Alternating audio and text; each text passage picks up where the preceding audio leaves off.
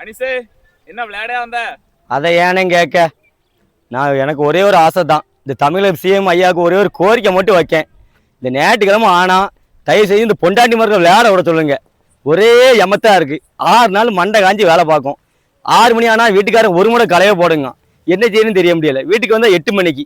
இந்த பக்கம் வந்தால் பொண்டாட்டி தொல்லை, அந்த பக்கம் வந்தால் அம்மா தொல்லை. அதை செய்யலை இதை செய்யலைங்க. நாங்கள் எங்கே தான் போகிறது?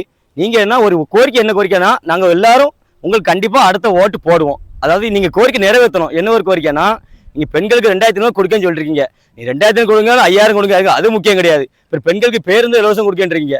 ஆனால் பெண்கள் ஓட்டால் மட்டும் உங்களால் ஜெயிக்க முடியாது. எங்களை மாதிரி இளைஞர்கள் இந்த மாதிரி பேட்டைகளை நாங்கள் இருக்க பாசத்தில் ஆர்வமாக இருக்கும். அப்படின்னா தான் நீங்கள் ஜெயிக்க முடியும். தயவு செய்து எப்படியாவது ஞாயிற்றுக்கிழமை இந்த பொண்டாட்டிமார்களை போன் அடிக்க சொல்லாதீங்க.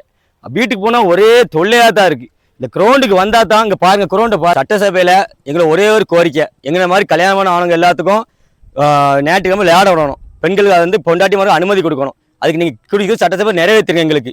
ஆனால் நீங்கள் நிறைவேற்றலைன்னா தமிழ்நாட்டில் நிறைய டைவர்ஸ் நடக்கும். அதனால பார்த்துக்கிடுங்க. வீட்டுக்கு போனால் பேட்டு முக்கியமாக பொண்டாட்டி முக்கியமாக கேட்கா. எனக்கு இந்த பேட்டு தான் முக்கியம். அதனால நான் சொல்லிட்டேன். என்ன மாதிரி நிறைய பேர் சண்டை போட்டு தான் வேலை வாரான். தயவு செஞ்சு நீங்கள் பேசுங்க.